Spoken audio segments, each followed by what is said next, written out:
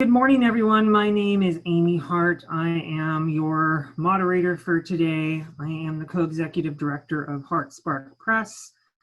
I am a anti-parenty figure to a lot of trans children, both young and old. I write children's books. I grew up as a trans child. I have a big stake in this conversation, which is why I wanted to bring everyone here for this talk. And today we're joined with 4 panelists, and I'm really excited to have y'all here. I'm going to start off with just a round of names, pronouns, and a little bit of something that you would like the audience to know right off the bat. I'm going to hand it over to Mischa to start us. Mischa, would you like to start? Sure. My name's Mischa Gilraen. I use she, her as pronouns. As far as things to say about myself, I think my bio kind of says everything I wanted to say. But yeah, I'm a stepmom of an 11-year-old trans human, and they have radically changed my life in so many ways, and I'm so proud of them. And I'm looking forward to sharing my story and anything else that comes up during this panel. Apologies for the squirming pug that's on my lap. My name is Debi, she, her pronouns. This is Peter, you'll be seeing him. And he has he, him pronouns that we assume. As my bio said, I am the mother of a remarkable transgender young lady. She socially transitioned at the age of 4 and is now 13. I also have a 14-year-old son, and you might hear either one of them in the background when I unmute because they're in a video game tournament right now, because that is what we do in the summertime when it's 100 degrees outside.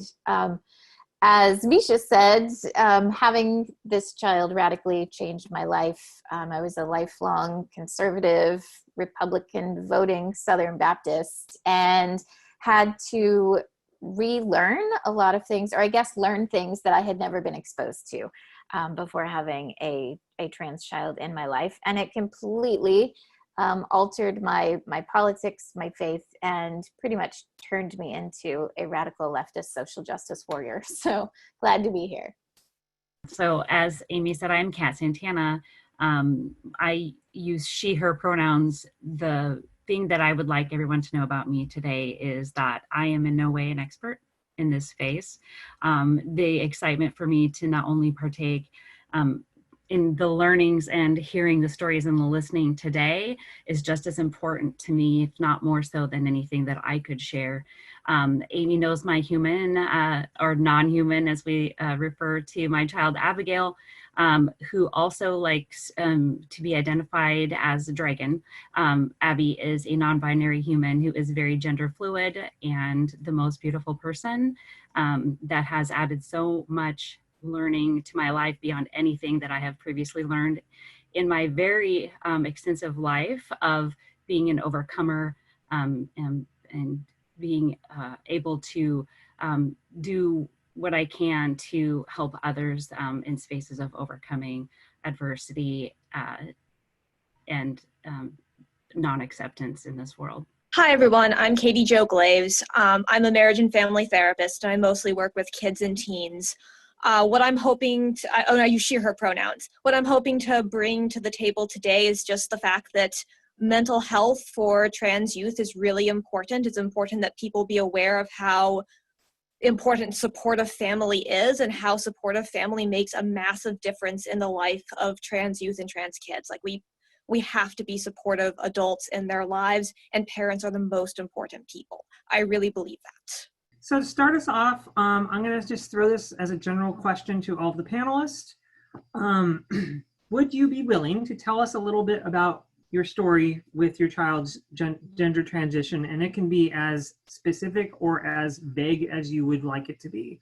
So I've been working with trans youth kind of off and on, and I will admit I had zero background when I started working with kids. I'd been exposed to kind of the general concepts of folks being trans or gender fluid in grad school, and I had to radically shift and start to read and talk to people and adults and like who had been there, done that. It's like as a professional, I had to shift in my own thinking and do a lot of careful thought. Like Debbie, I come from a Southern, deeply religious, more conservative background, and the shift was profound and important. And I am very grateful to all the trans youth and trans kids who I was able to work with, and all the adults who educated me along the way. It's been exceedingly valuable. So my story starts quite a long time ago. In 2011, I came into two wonderful people's lives and eventually became their stepmom.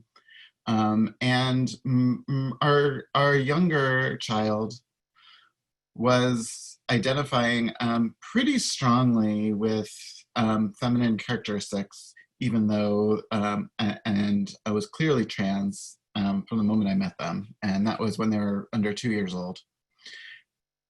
And it was really very eye-opening for me to kind of see how they navigated that space and how they navigated adults that, you know, sometimes were supportive and sometimes were unsupportive.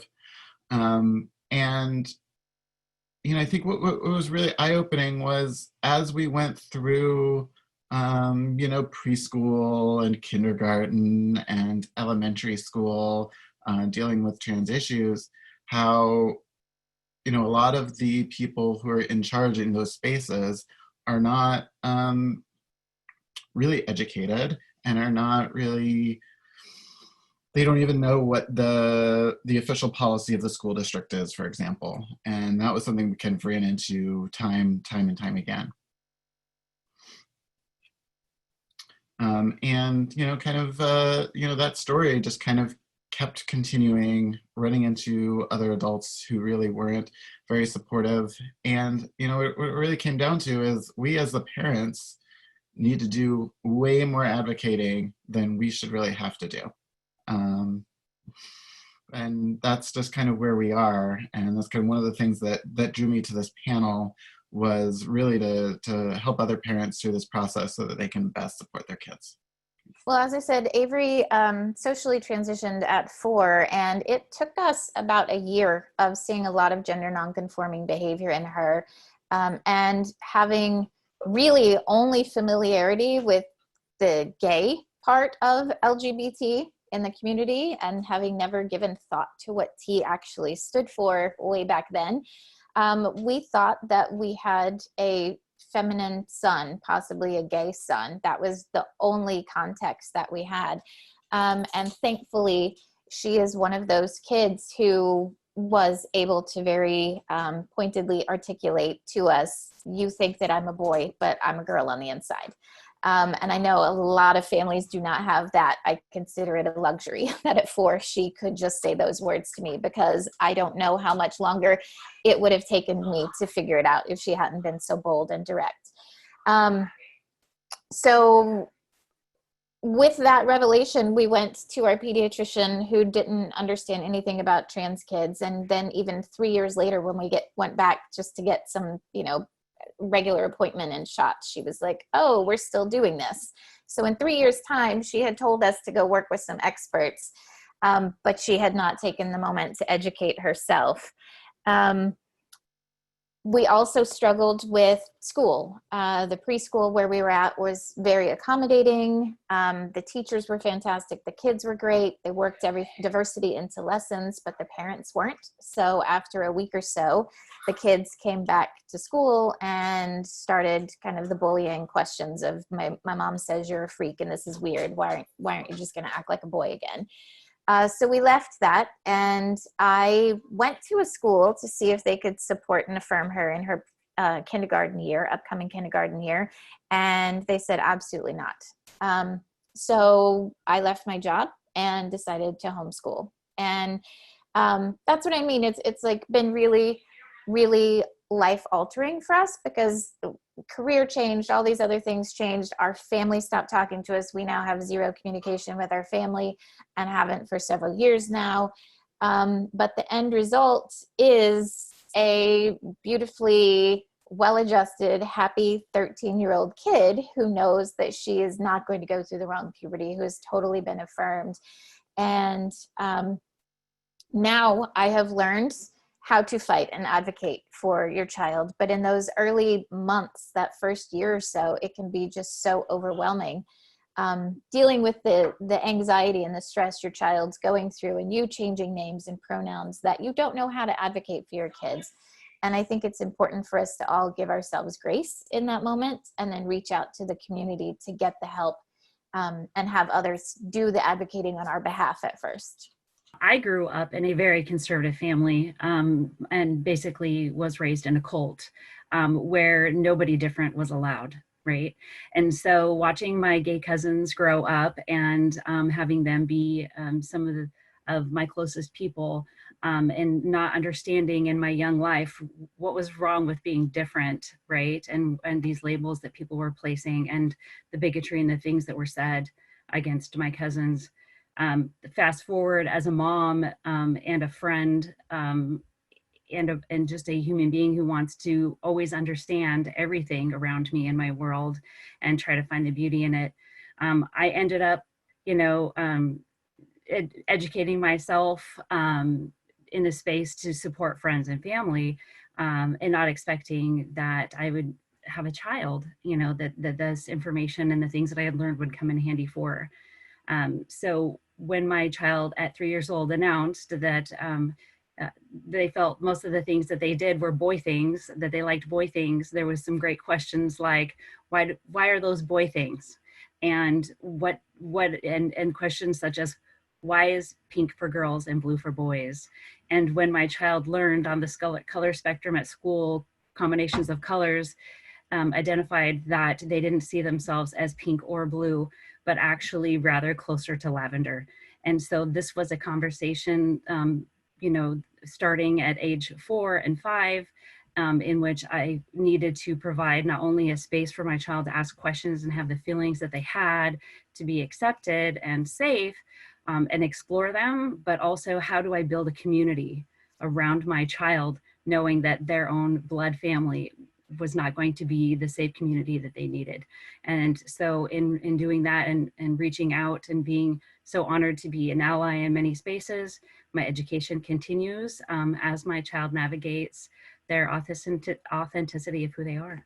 Thank you, panelists. So our next question is going to be talking about the pushback. So in my experience, the pushback is very real from people who don't understand. And the pushback is often framed as an act of love. And through their eyes, maybe it is. But what I'd like to ask the panelists is, what do you do, or what have you done when you're experiencing pushback from other adults? And those other adults could be at school, at home, or in your family, both extended and close, about your child's transition. What do you do? How do you navigate it? I've had this opportunity in both school and with family, and even with my child's father, who accused me of making my child gay or whatever my child is, instead of seeing that it's allowing them a space to be themselves. It's education. I think that a lot of the problem that happens in today's society is we are afraid of what we don't understand. And so, of course, my first initial reaction wants to be one of anger, but then I have to realize, I'll allow some grace for ignorance and education, and before I, step into a space where I think that I might judge somebody. The research, the books, the articles, the videos, and most importantly, allowing my own child a space when they feel safe to speak up on their own behalf has been something that's been very important for me, especially in school spaces, where I actually have a very wonderful school that's very supportive, and a principal who feels very protective of not just my child, but all children in these spaces where they're searching for their identity or trying to be seen. And I want to always make sure that my child says, I feel seen, which is they didn't with their own father. My child said, Abby said, my dad does not see me. And so asking my child, how do you want to be seen? Who do you want people to see? And then helping them find that and the best way to express that, and having it be heard, whether it be a story they write, a video they record, a piece of art, finding many, many different ways of expression for Abby to share with people who they are. And so again, education, I think, is a good place to start.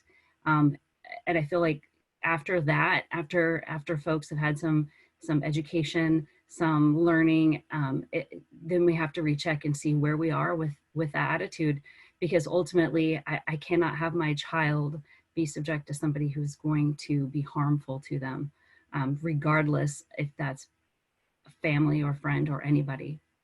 So when my child first decided to come out, they first just came out to me and my spouse and didn't really feel safe coming out to anyone else. And that was the case for, I don't know, 6 to 9 months, and really worked on their own identity and figuring out what they wanted. And at first, when they tried to come out at school, their kindergarten teacher was very unsupportive and said, well, I don't really feel comfortable with using your chosen pronouns, so I'm just not going to use any pronouns at all, which of course she didn't actually do. She just misgendered her child all the time. And we had several follow-up meetings with her, and the behavior never changed, and the school district was very hesitant to do anything about it. Really, it was up to us to research school district policy and present it to administrators for any change to happen. And that really shouldn't be our role. The teachers should know what their policy is. The administrators certainly should know what their policy is. But most school districts actually have some sort of policy, and it's really good to, before you go into meetings with administrators, to know what that is, have it written down so you can just put that in clear English. This is what you are actually obligated to do. It doesn't matter what you want to do. So that's kind of my first thing. As far as extended family go, we did have a couple of the extended family kind of have this I'm supportive but where they would say, yes, I'm supportive of your child's journey, but I don't believe them until they tell me in person. I'm not believing your advocacy on behalf of them. And part of what's going on with our child is they're actually pretty shy, and saying all of this, this is who I am, to extended family without knowing whether they're supportive or not is actually way too much to put on a child. And having adults like us to advocate for them is very important. And so one thing that we had suggested that was pretty effective is to ask extended family who kind of had some difficulties coming up for them was to reach out to people in their communities. PFLAG is almost everywhere. There's other support groups for parents of trans kids, and I just really encourage, when there's adults in the family who either don't know what they need to do to be supportive or having trouble being supportive and working through their own issues, to not air those in front of the kids, but have them do their own internal work. And, ultimately, if it's not safe for somebody to be around your trans kid, it's not safe for them to be around your trans kid.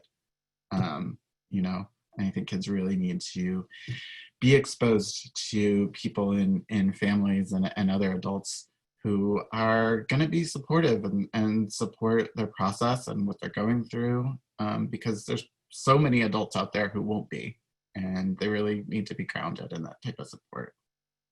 I think I already talked a little bit about some of the pushback that we had, and Mama Kat also explained so beautifully how you go and educate people.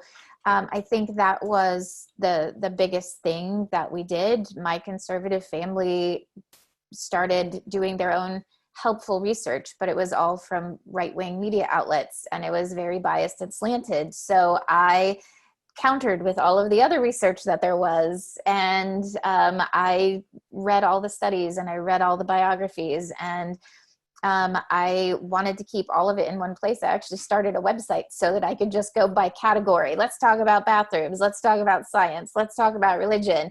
And now when people want to argue with me, I just give them one link, like, here it all is. I don't care what your argument is. I can refute your argument because I've been there. I've had to go through this learning process myself. And I encourage people to take the time to, read a biography, watch some YouTube videos, just get to know trans people as people instead of trying to turn it into some ideological argument, because my kid isn't an ideology and she's not an argument, and she's not someone that I should have to constantly have to defend her existence. And I've told people that, like, I'm not going to argue about who she is with you. I sleep well at night because she sleeps well at night. And that is how I know that we've done right by her. I've been accused of being a child abuser so many times by my own family members, as well as trolls online and all of that. One of the first steps into advocacy that I did was call up our Child Protective Services and ask them what their policy was on trans kids proactively, and ask if they wanted some training. And we trained them. So now when people say, I'm going to turn you into for child abuse, I give them the phone number and say, here you go, make the call. And I think that's another thing that as parents we have to do. If we show confidence in our kids and in our parenting, it makes people back off. If we show that we're not sure of who they are, or if we should really support them or whatever, people will, pounce and try to take advantage of that. So I think another big part of the pushback is really just having confidence to support your child, absolutely, no matter what. First of all, everyone has said some amazing things, and especially the bits about school, there's some amazing experiences here. I, as a family therapist, often hear the pushback because kids are coming out in my office to parents, like the parents having that internal reaction of, wait, no, this can't be, or I don't even know what to say to my kid saying that they're trans, like, what the heck, what just happened to me? What happened in my life? What is my kid saying? Like, that's kind of where what I'd like to address. And I think all parents would be surprised to have that, like, oh my gosh, this thing is now true. I didn't know this about my child, and now I do. My world has shifted. I empathize a lot with parents, and parents, y'all get to have all of those feelings. Those feelings are real. They're part of who you are. You don't need to deny them, but your kid doesn't need to hear it. Guys, parents, I'm asking you, do your own processing in your own time with your own people.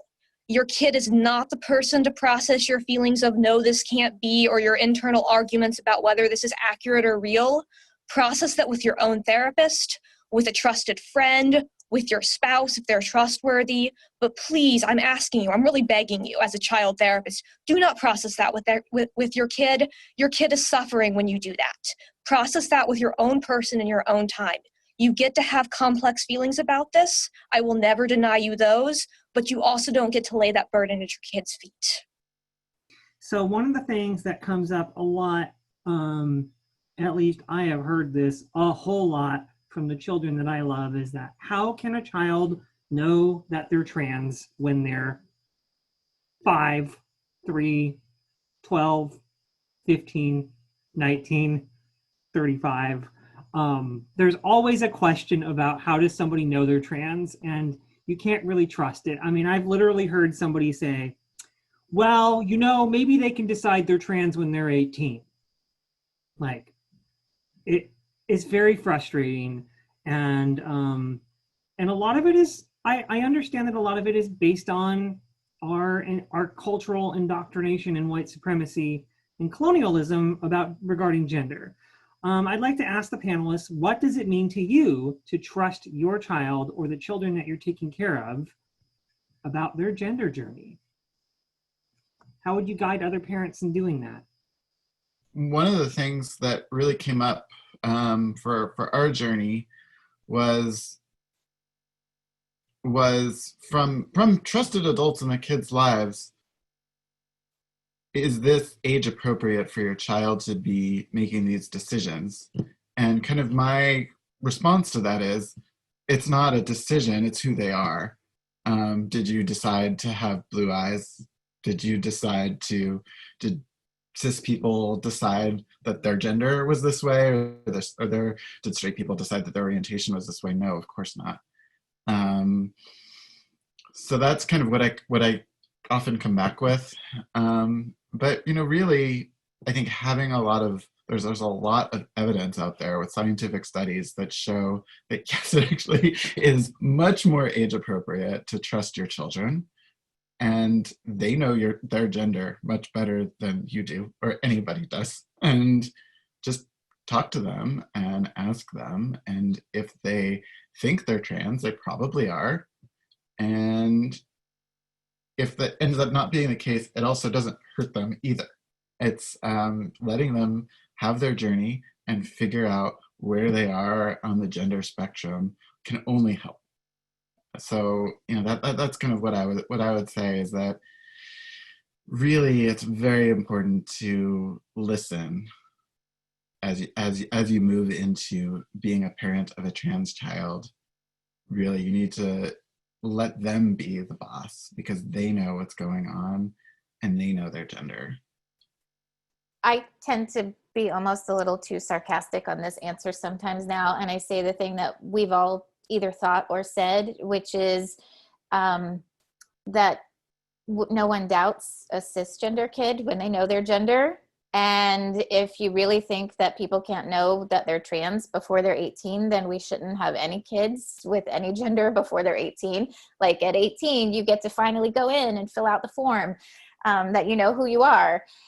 Because it's such a random, arbitrary age. And again, we all have a gender, and we are lucky if we've never had to give a lot of thought to it because we haven't had society pushing back against us and making us feel uncomfortable.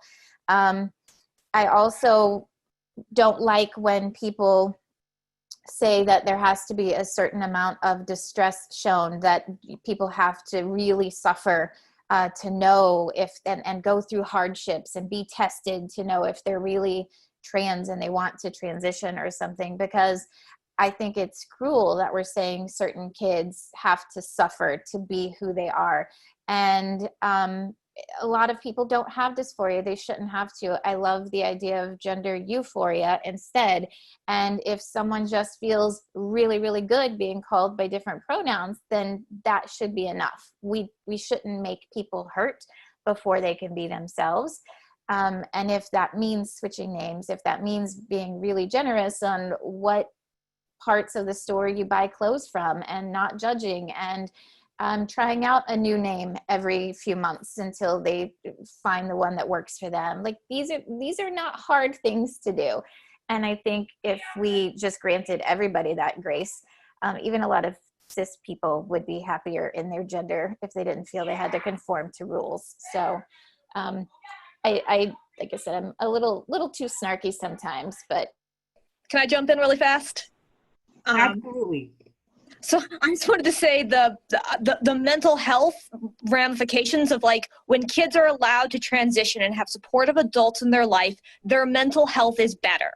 There's pretty clear evidence of this. And I just feel like I want people to really hear that said, that when you do not support a kid who is trans, you are increasing the likelihood that they harm themselves. That is a fact. That is real. That is scary. Parents, by being supportive, you are potentially saving your child's life. So what does it mean to trust my child about their gender journey? It's their journey. It's not about me. It's never been about me, right? As I've waged my own war as a woman in this world, and battled people telling me how I should feel, there's no way I'm ever going to tell my child how they should feel. So I trust, I encourage feelings, and when I don't understand, I ask, tell me more. which is the most important question that I can get to help my child explore their own feelings and who they are, is tell me more about how that feels. So like I said, and to Katie Jo's point earlier, it is not about me. I don't get to express how that any of this, could make me feel. And there are different feelings parents go through with this. But again, those feelings, my child doesn't get to know. My child gets to know that I celebrate them with who they are, who they decide to be today. If that changes tomorrow or later this afternoon after dinner, if they want me to buy them earrings or they want me to buy them skateboards, and it just doesn't even matter because it's not about me, it's about my child's experience. But also really enforcing the fact, to me, there is no such thing as disappointment in a child. And I tell my kids, never disappointed in you. Sometimes I worry, because I want you to be happy, but there's never a disappointment, because doing that says, again, pulls that being about me, and it's just not. Thank you, panelists. Our next question is going to be going into the world of mental health and neurodiversity. Neurodiversity and mental health are not necessarily the same things, but they can be tied together, and they frequently are tied together, at least by the culture at large. So a lot of people tend to think that neurodiversity and mental health related struggles are what cause a child to become trans. And therefore, if you treat the neurodiversity, quote unquote, treat the neurodiversity and treat the mental health struggles, then the kid doesn't need to transition, which is utter and complete nonsense, because all children experience mental health issues, and neurodiversity is across the entire human race. Panelists, could you speak a little bit about why this assumption is incorrect? Katie, I'm handing the floor to you. Yes, thank you.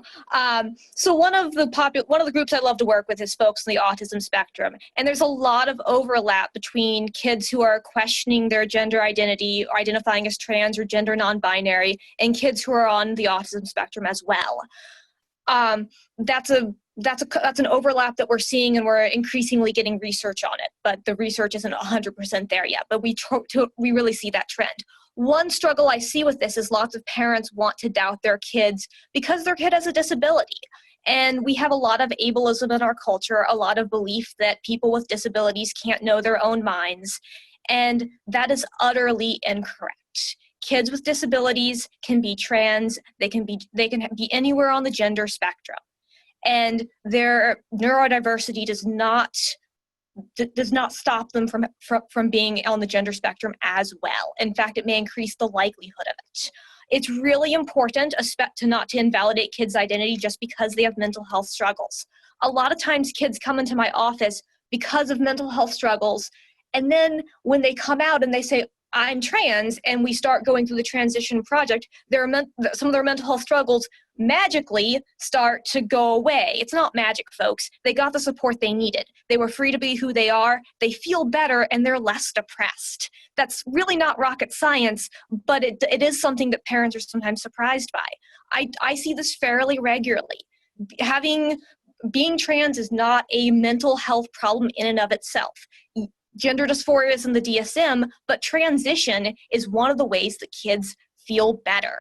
And it's one of the best things that we can do for kids' mental health. Please trust your kids. Yeah, I just wanted to kind of echo what Katie Jo said. That was put so well. Yeah, there's a lot of kids who are trans and have mental health issues. And I just feel so strongly that that is not a reason not to let them transition. Almost everybody who I've seen who is trans and has been allowed to transition helps to at least somewhat with their mental health issues. And it's just really, really important to trust your kids, and what they're experiencing with mental health can be related to gender stuff. It could not be related to gender stuff. You just really don't know. And trusting your kids to make that decision and to know when it's right and safe for them to transition, and just following their lead on it is really the best way you're going to help kids with their struggles whether it be mental health, physical health, gender dysphoria, any of that. Thanks. I watched my child go from age 5 at night crying and saying, I'm depressed and I don't know why, to saying to me, why when I'm with my friend, my dad, why do I feel like a freak? You know, these types of things that are just so devastating, in which to me it said, I need to help my child be around people who are very confident in expressing who they are so they feel safe. In doing those things, I have a child who is so proud, over the top, so out there, so I'm me, right? You know, creating t-shirts for themselves that say, don't put me in a box, and gender nonconformist, and wearing them to middle school, right? Feeling so confident that in who they are. To see that transition from a mental health space of depression to celebration, it is a thing. It just is. And so I also, my child is on the spectrum, ADHD, right? But that's not who my child is. That's just a piece of who my child is. I do think that we have a lot to overcome in terms of how stigmatized it is in our society to be trans, and then it's stigmatized to have a mental illness. We don't want to talk about these things, and then you put the two things together, and oftentimes it's parents who are acting out of fear, like I can't handle my child having all of these struggles, so the parent almost shuts down themselves. So also, parents, take care of your mental health so that you can help your child take care of their mental health. And then another thing that I see a lot in support groups online is that a parent will withhold support for transition, especially hormone therapy, until their child gets their act together and gets their mental health under control. A lot of times, like the idea of introducing testosterone, oh, the roid rage is a thing that people will express this fear. My trans son is so angry, I can't let him start hormone therapy until he pulls it together, and that kind of thing. And as Katie Jo mentioned, often the one will take care of the other. And it's not healthy to put off your child's mental well-being, of supporting them fully in their transition if that's what they need. Again, talk to your own therapist, work through your own fears and issues so that your child doesn't have to continue struggling and suffering. If you are listening to this and you want to ask our panelist a question, please go ahead and type it into the chat and we will put it into the queue for asking. But my last question to the panelists before we move to Q&A is this. If there is one thing you could share with parents of trans children, what would it be? And if there is a trans child that's watching this video, what would you say to them? So first part of the question, what would I say to parents of trans kids? Really trust your kids, and it's your job to advocate for them and make them feel safe in their life, or as safe as possible in their life.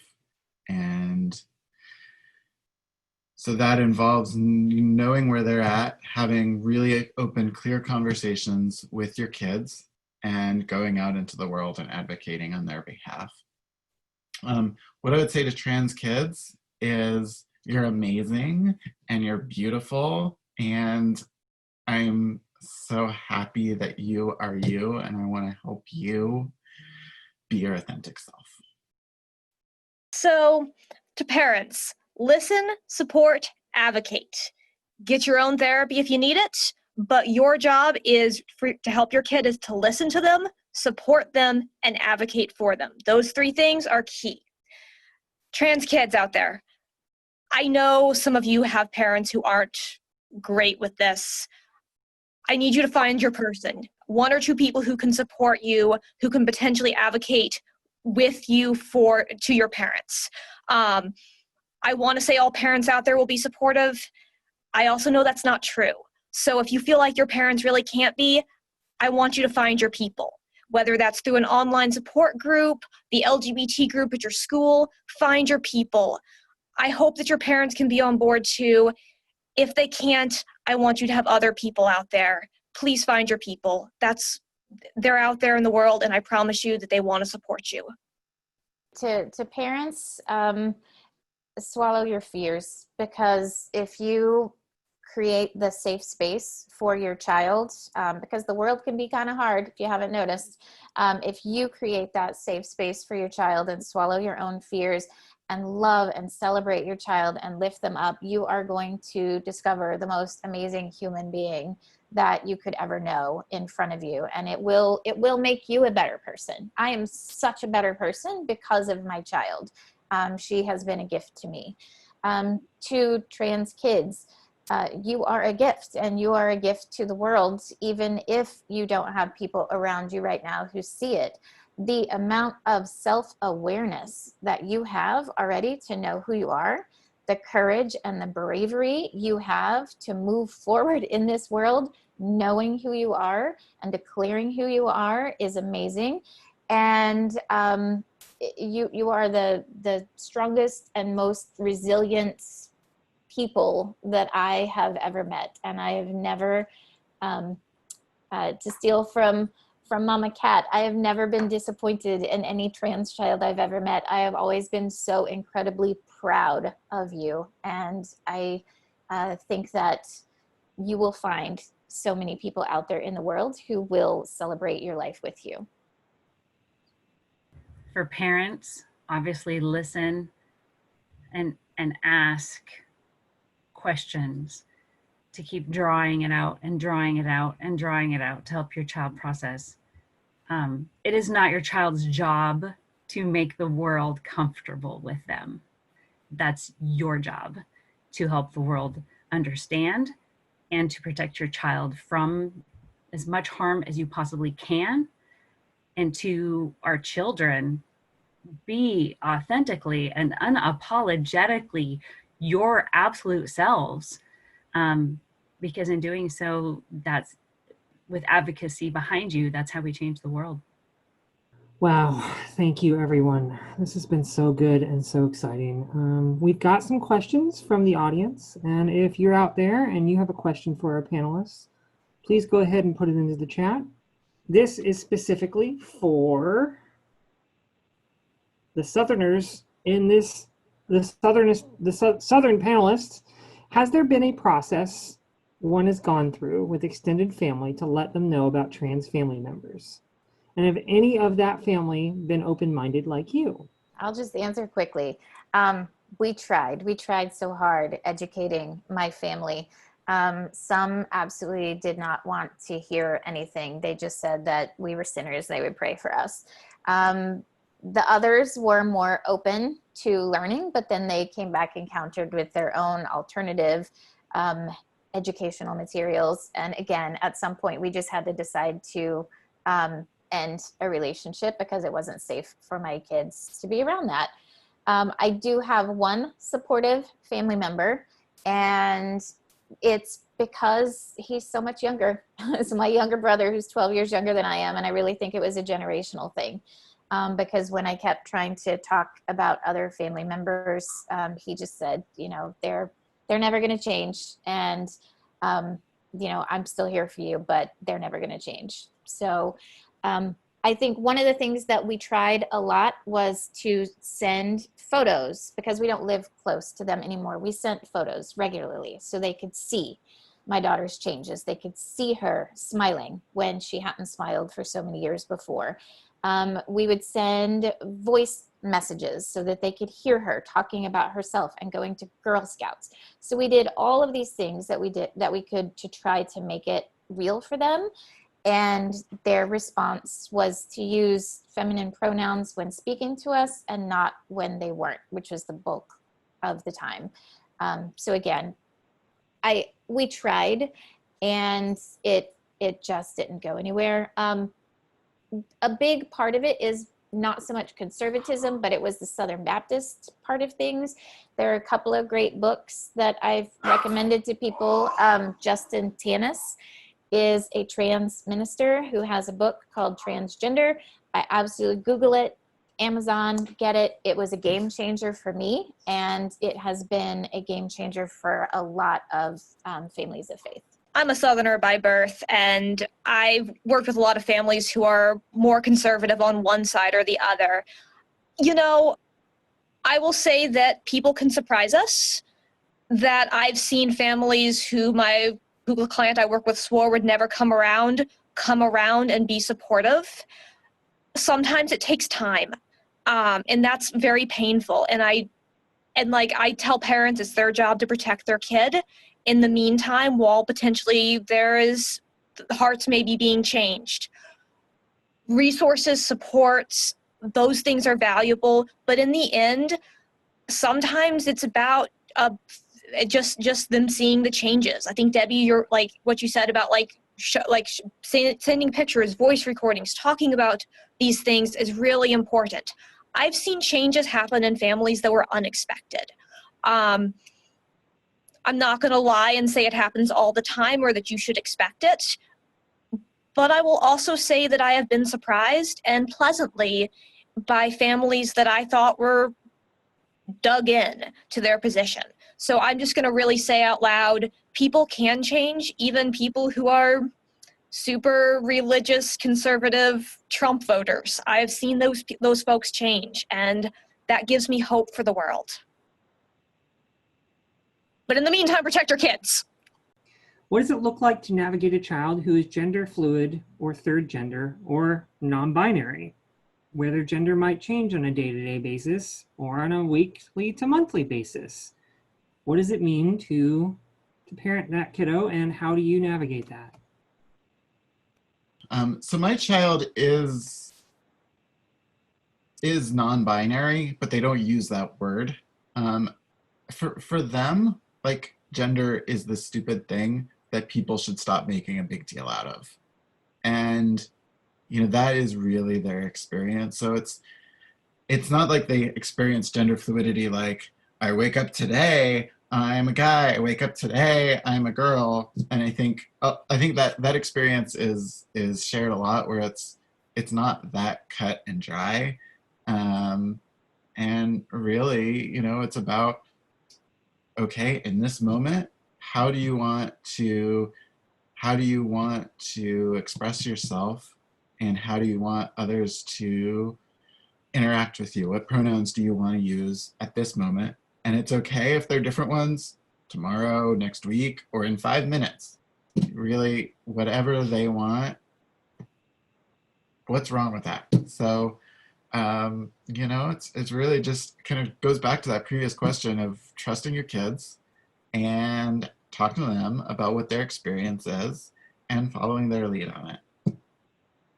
For Abby, it's that yes and neither, right? I have a child who, from a standpoint of how I feel today, goes with how they feel today, regardless of what we look at, the costume, right? They embrace this space of, I will not be what others want and perceive me to be. They don't like checking the female box that marginalizes them. They don't like marking the male box that would give them unearned privilege. Like, there's so many things that Abby has read and felt and made such wonderful connections on. I have a child who just is. And so you'll hear Abby say, I'm not a girl. You'll hear Abby say, I'm not a boy. And folks will say, what are you? Who are you? And Abby says, I'm Abby. I am, simply. And so it's this wonderful thing of freedom that they feel. And there's questions and wanderings within Abigail of, what if I decide, what if I what is the term that I would choose to be neither or? Like, is there, what is my, not so much a label, but what is my right? What am I? What is my title? What place do I hold? And so that's where Abby has identified as their nickname, Dragon. I'm magical. I am a mystery. But I am a force to be reckoned with. I am tough and strong. I just am. And so I think that, again, it's led by the child, obviously, and how they feel in that moment, and just being free to be who they are. Thank you, panelists. Our next question is something I might actually chime in and talk about. It's less about younger kids and more about the late teens, early 20s. We're wondering if you have advice for parents whose child, who's AMAB, assigned male at birth, is almost 20 and just coming to know they are trans. So I was a AMAB trans human who came out to myself with the word I am a trans when I was 19.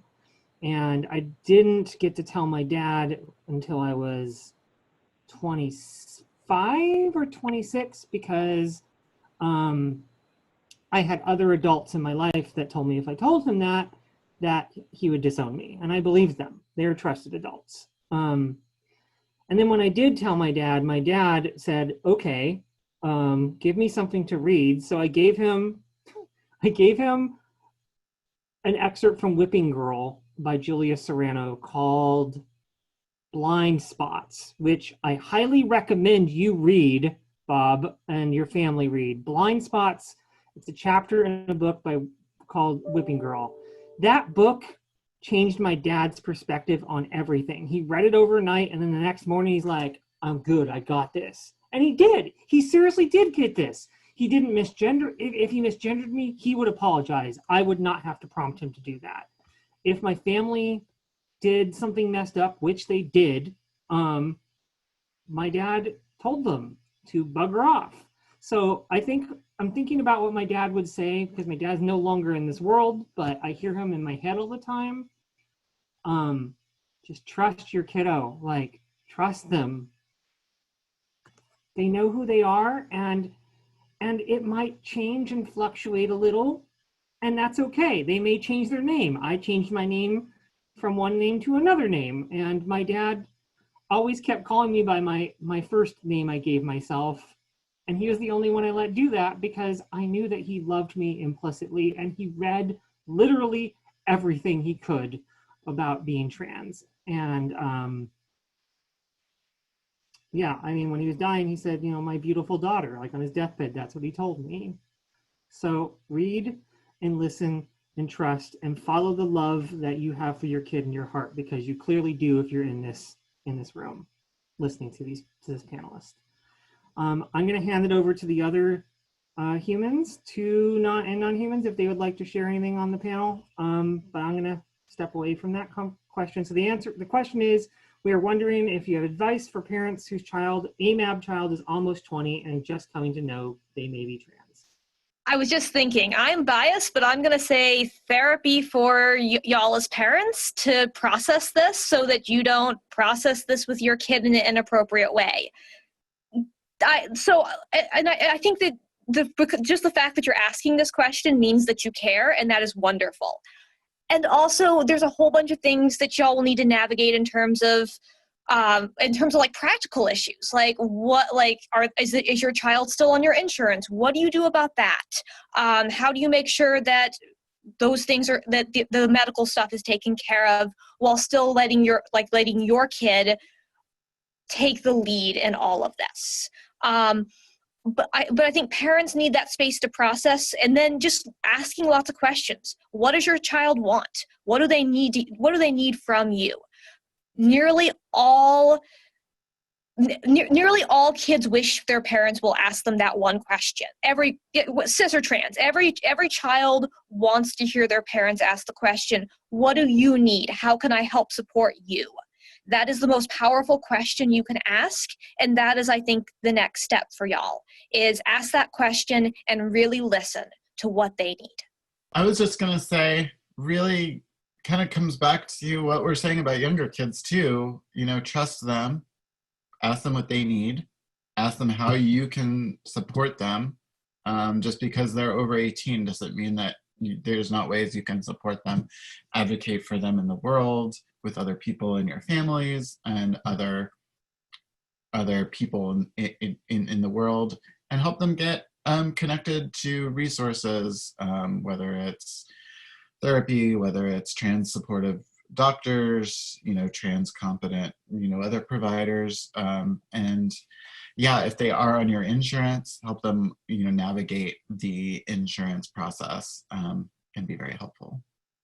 Excellent. Our next question to the panel from the audience is, what do you do in groups like PFLAG, oh God, PFLAG, when parents might be more aware of the LGB and not the T, and then proceed to have, yes, I've seen this happen in PFLAG meetings and other meetings, proceed to have insensitive questions, whereas the intersection here of some parents also sharing. So what I'm understanding this question to be is, what do you do in groups like PFLAG when they're saying, hey, we're super inclusive, and then you talk about trans stuff, and then suddenly the room becomes very, very not inclusive and not safe, particularly as a parent and for your kid? I can jump in with that as a former PFLAG chapter president. I can tell you that every PFLAG chapter is different because it is all run by volunteers, and it's hard for the national organization to have oversight into how every single meeting and every single chapter is run all the time. I think it is worth asking your PFLAG board or reps who are there to maybe have separate meetings, the meetings for trans families, in addition to meetings for those who are supporting other people in the LGBTQ space. I also think reiterating the rules of PFLAG, that you speak for yourself only. You don't go in and try to put your perspective out there as the perspective of everyone. You listen and take in more than you say. I mean, there's really just a lot of general meeting moderation rules that happen even in spaces like this that could be applied to those PFLAG meetings. And it would just be worth having a question with the leadership of that chapter about doing better moderating, and letting people know there is a very significant difference. Even if a guest could come in, I know we always had guest speakers.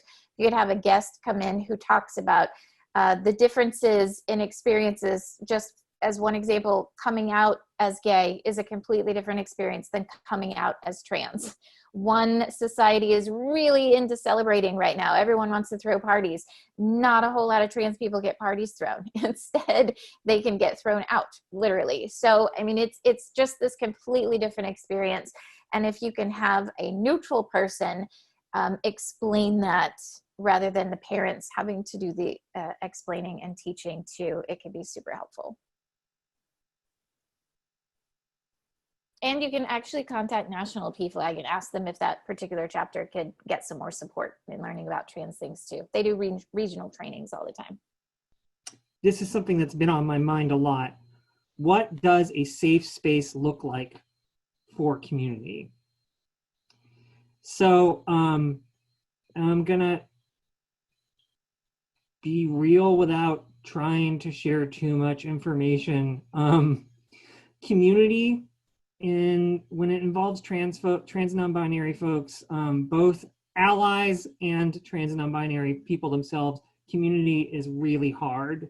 The left tends to have a habit of throwing each other under the bus over things, especially when we're even when we're on the same side of things because somebody didn't say something the right way or communicate in a specific way that the other person wasn't aware of. And I am I've done both of this, so I'm not saying that I'm like free of I'm free of not having been a part of that. Community can be super hard and almost impossible, but we do, you know, the world is changing a lot. We've seen COVID turn things upside down. In the last month alone, with the Black Lives Matter uprising, everything else is changing as well. I believe we're seeing the beginning of the crumble of white supremacy, which is super exciting to me, because a lot of us have been indoctrinated to not really understand what true community looks like. I would love to hear from the panelists, how would you envision a safe space for community, for trans parents of trans children, trans parents of trans children, and trans children / adults being able to come together and have access to resources, have access to community, have access to connection, have access to love. I have a feeling Mischa might have an opinion about this, so I'm going to turn this one to Mischa first, and each panelist, please chime in. Kat, you're up after Mischa. Yeah, so I think a lot of the ways that we can make our community spaces safer can be really simple. Really, we need to have our community spaces not have an assumption of, you know, cisnormativity. So assume that people are trans, have people in spaces identify their pronouns, have people in spaces, you know, ask for pronouns if they don't know what they are. Things like that can really help make trans folks feel safer and feel, you know, not othered. And, you know, that, you know, we don't have to share our story if, you know, we don't want to. And so, you know, oftentimes I'll see people come up to kids who are trans and be like, tell me all about your trans story. And like, I don't ask people about their cis story or their straight story. So I think really just kind of creating these community spaces where some of these unspoken assumptions get challenged, and we orient how we interact with each other in this space of assuming, not assuming a ciscentric worldview. There's just so many levels of safety, right? And I think of our own experiences with supporting this community in our own town, where physical safety is an issue for people to just meet. It goes all the way into, what is the safety in a workspace? How do we educate employers so they're not causing harm? Like, there's just so many things about what does safety look like. And now we look at this world, COVID, right, where we physically can't be and take our children to physically be with their community. So more than ever right now is that just what is the connection and how do we make it safe, right? And then I know for my family, for my child's community, it's gotten really small because there are so many other things out there and to take into consideration. And like you said, Amy, this world is on fire right now. And we really need to make sure that, or I am making sure for my child to provide that safe community for those that I know that are accepting, and making sure that I'm not taking a risk right now inviting somebody in who into my child's community who is new, who may cause harm, right? And so in a space of really thinking about what my child needs specifically in the way of bolstering and encouragement and connection, that is what I'm providing. We could talk on this subject for about 16 days, honestly, but I don't know if that's helpful, but that's my input on that. And let's get more safe places for this community that's virtual. So, because people are really needing it now more than ever.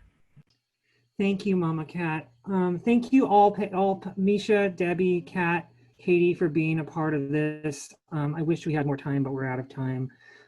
This panel will be available up on YouTube, Gender Justice League, and Heartspark Press's YouTube channel in about a week or two after the panelists have approved a cut that I can release.